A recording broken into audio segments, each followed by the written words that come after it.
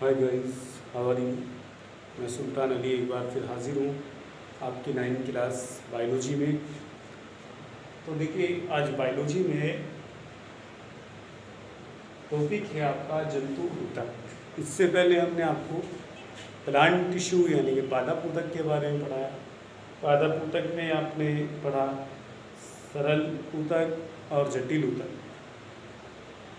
सरल ऊतक और जटिल ऊतक ये पढ़े आपने। अब देखिए यहाँ पर जंतु ऊतक के बारे में पढ़ेंगे, क्योंकि जंतुओं में भी क्या होता है, कोशिकाएं पाई जाती हैं अनेक प्रकार की, और वो कोशिकाएं मिलकर के क्या करती हैं, एक ग्रुप बनाती हैं। वो क्या जो मिलकर के कार्य करती हैं, जैसा कार्य करती हैं, जो संरचना में, उत्पत्ति में या कार्य में समान होते हैं, वो ऊतक कहलाते हैं। तो ऊतक जो होते हैं वो जंतुओं में 4 प्रकार के होते हैं। वो कौन कौन से प्रकार हैं, देखिए मैं आपको बताता हूँ। यहाँ पर नंबर 1 है हमारा क्या, एपिथीलियम ऊतक। एपिथीलियम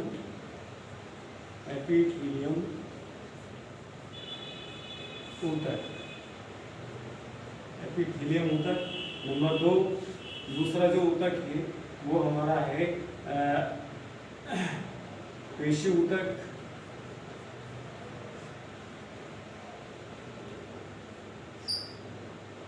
तीसरा है संयोजी ऊतक।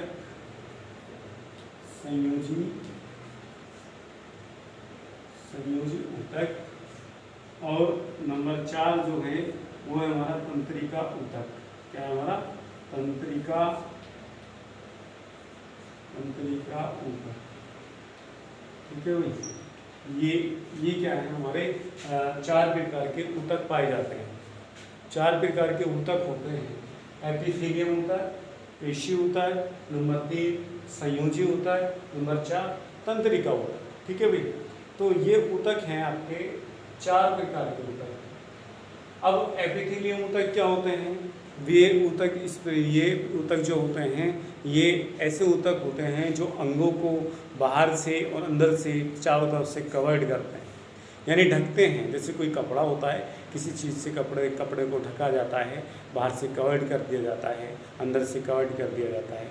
तो उसी तरीके से ये क्या करता है, अन्य ऊतकों को, अन्य अंगों को चारों तरफ, जैसे हमारी क्या है, ये हाथ है, हाथ पर ये त्वचा है, ठीक है, और अंदर से क्या हमारे गाल हैं, तो गाल अंदर की त्वचा है। उसी तरीके माउथ है हमारा अंदर की, या हमारी श्वास नली है तो अंदर से भी वो ढकी हुई है, स्तर है वहाँ पर। तो ये सब स्तर को कौन ढकता है, एपिथेलियम ऊतक। पेशी ऊतक जो होते हैं, ये हड्डियों के ऊपर जो पेशियाँ होती हैं, इनसे हम गति कर रहे हैं, जिसकी वजह से हमारे हाथों में, अंगों में गति है। ये क्या होती है, पेशी ऊतक है हमारी, या जो अंग कार्य कर रहे हैं जिनकी वजह से गति हो रही है। तो ये सब क्या है, हमारा आहार नाल है, हमारा क्या है, हार्ट है। तो ये किसकी जो गति कर रहा है, वो मोशन में हो रही है, वो किसकी वजह से हो रही है, पेशी ऊतक की वजह से हो रही है। संयोजी ऊतक जो हमारे हड्डियाँ हैं, ब्लड है, ठीक है, वे क्या हैं, जो क्या कर रहे हैं, संयोजी ऊतक जो जोड़ने वाले ऊतक हैं, एक अंगों को दूसरे अंगों से क्या होता है, इनके माध्यम से जोड़े जाते हैं। जैसे ब्लड हो गया, हमारे हड्डियाँ हो गई, ठीक है, ये इस प्रकार के ऊतक है। तंत्रिका ऊतक जो क्या करते हैं, संवेदनाओं को ग्रहण करते हैं और उन पर कार्य करते हैं, ठीक है। तो ये कौन कार्य करता है, ये कौन ऊतक होते हैं, हमारे तंत्रिका ऊतक कहलाते हैं। तो इसके बारे में एक एक के बारे में बात करेंगे हम। ये 4 प्रकार के ऊतक हो गए हमारे, ठीक है भाई। बात करते हैं एपिथेलियम ऊतक की। तो एपिथेलियम ऊतक जो होते हैं, यहाँ पर चल देते, बाकी तीनों को मिटा देंगे, ठीक है, इनकी बाद में बात भी करेंगे। पहले एपिथेलियम ऊतक के बारे में बात करते हैं। एपिथेलियम ऊतक कौन से होते हैं, एपिथेलियम ऊतक मैंने आपको बताया कि ये शरीर को ढकने का कार्य करते हैं और उसको सुरक्षात्मक आवरण देते हैं, यानी रक्षा प्रदान करते हैं। ओके, ये होता है। अब बात आती है एपिथेलियम ऊतक की स्थिति यानी कि कहाँ पाए जाते हैं, स्थिति कहाँ होती है, इसकी स्थिति देख लेते हैं, कहाँ कहाँ स्थित होते हैं या कहाँ कहाँ पाए जाते हैं, इसके बारे में हम बात करते हैं। सबसे हमने पहले बताया कि सारे शरीर पर क्या होता है, एक रक्षात्मक आवरण प्रदान करते हैं हमारे पूरे शरीर पर। हमारी पूरी बॉडी, हमारी त्वचा है, यहाँ की चेहरे की त्वचा हो गई, सर की त्वचा हो गई, हमारे हाथों पैरों की त्वचा हो गई, एक तो ये आवरण, ठीक है भाई। और दूसरा क्या होता है, ये अंदर के अंगों को के अंदर के जबान हो गए हमारे, हमारा आते हो गई, हमारा स्टोमक हो गया, तो वो भी क्या है, उनकी जो ऊपर की लेयर है वो भी क्या है, इसी प्रकार के ऊतक से मिलकर के बनी होती है। तो इसमें क्या रहा है कि ये ऊतक समस्त शरीर का पर एक रक्षात्मक आवरण के रूप में मिलता है। ठीक है, हमने बता दिया। त्वचा का सबसे बाहरी आवरण बनाता है, त्वचा का सबसे बाहरी आवरण ये त्वचा, हमारी ये त्वचा है। तो इस पर क्या है, सबसे बाहरी आवरण बनाता है कौन, एपिथेलियम ऊतक बनाता है।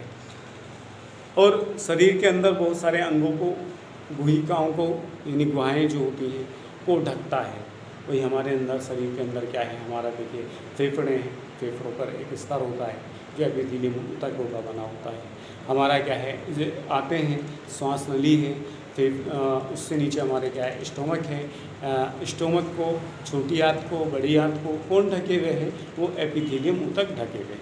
ठीक है भाई, तो ये बात करना है। नेक्स्ट है त्वचा, मुंह, आहार, नाल, रक्त वाहिनियों का भीतरी स्तर, फेफड़ों, कुटिका, रक्त नालियाँ, ये सब इन सब में पाया जाता है। मैंने आपको बता दिया कि ये बाहर के अंगों को भी और अंदर के अंगों को भी ढका रहता है।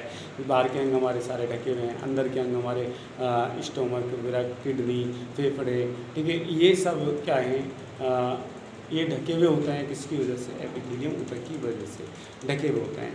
अब इनकी कुछ विशेषताएँ हैं, किसकी विशेषताएँ हैं, एपिथेलियम ऊतक की विशेषताएँ। विशेषताओं के बारे में बात करते हैं, या विशिष्टताएं कह सकते हैं, विशेषताएं कह सकते हैं, या विशिष्टताएं कह सकते हैं। ठीक है भाई, अब देखिए विशेषताएं या विशिष्टताएं, इसमें क्या कह रहा है, ये कह रहा है कि भी एपिथेलियम ऊतक की जो कोशिकाएं होती हैं वो एक दूसरे से बिल्कुल सटी हुई होती हैं। सटी हुई कैसे होती हैं, इस तरीके का मैं डायग्राम मैंने आपको भेजा है। ठीक है भाई, इस तरीके की कोशिकाएं होती हैं, बिल्कुल ही सटी हुई होती है। ठीक है, कोई इसमें स्पेस नहीं होता है। ठीक है, इस तरीके से यहाँ पर ये आपस में सटी हुई है। ठीक है, ये देखिए, ये ये देखिए,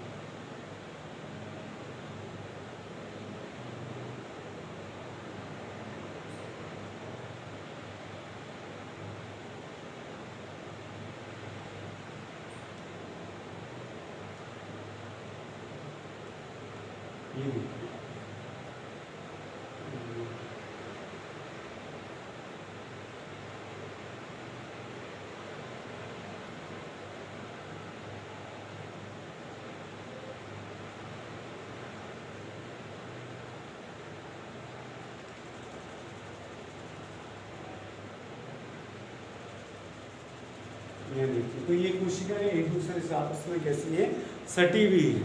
ठीक है, और सटी हुई होती है, और ये अनावृत परत का निर्माण करती है, यानी ढकने वाली परत का निर्माण करती है।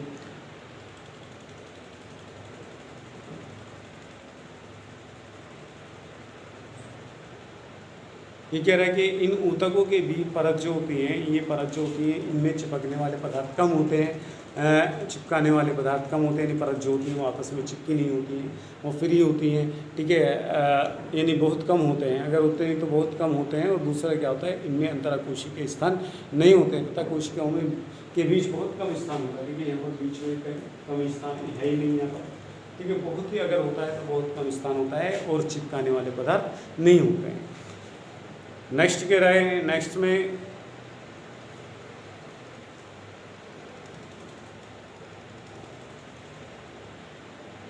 इस ऊतक का एक बाह्य क्या होता है, बाह्य रेशेदार आधार होता है, रेशेदार की झिल्ली होती है जो इसके नीचे रहने वाले ऊतकों से अलग करती है। यानी कि इसमें क्या होती है कि रेशेदार झिल्ली होती है, इसके नीचे की तरफ रेशेदार झिल्लियाँ पाई जाती है, जो क्या करती है, उसको अंगों से अलग रखती है। ठीक है भाई, जिस पर ये चिपके रहते हैं उन नीचे रहने वाले ऊतकों से क्या कर देती है, उनको अलग करती है। इसकी झिल्ली पर रेशेदार क्या होती है, कोशिकाएं पाई जाती हैं, जो क्या करती है, अन्य अंगों से अलग करती है। अब एपिथेलियम ऊतक के कार्य क्या होते हैं, मैंने आपको बता दिया कि भाई ये शरीर को बाह्य शरीर को ढकती हैं, बाह्य अंगों को ढकती हैं, आंतरिक अंगों को ढकती हैं। ठीक है भाई, आगे कह रहा है कि और दूसरा क्या करता है कि भाई हमारे शरीर के अंदर जो भी पदार्थ प्रवेश करता है या बाहर आता है, ठीक है भाई, तो वो एपिथेलियम परत से होकर ही गुजरता है। एपिथेलियम परत काय का कार्य करती है, ये झिल्ली का कार्य करती है।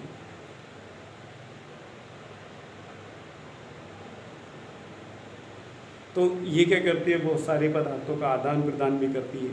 भाई मान लीजिए हमारा फेफड़े हैं, फेफड़ों के अंदर से या हमारी ये तो इसके अंदर से क्या होता है, पसीने आ रहे हैं, तो अंदर से पसीने आ रहे हैं तो वो इस झिल्ली के माध्यम से ही होकर के जाएंगे। अगर अंदर कुछ जा रहा है तो वो भी इसी झिल्ली के माध्यम से, इस झिल्ली के माध्यम से एपिथेलियम ऊतक की झिल्ली के माध्यम से ही जाएगा। या अंदर जो आंतें होती हैं, आंतों के अंदर क्या होता है, पचा हुआ भोजन होता है, जिसे आंतें अवशोषित करती हैं, अंदर की तरफ को सोखती हैं, तो किसके माध्यम से जाता है, वो एपिथेलियम ऊतक के माध्यम से ही जाता है। ठीक है भाई।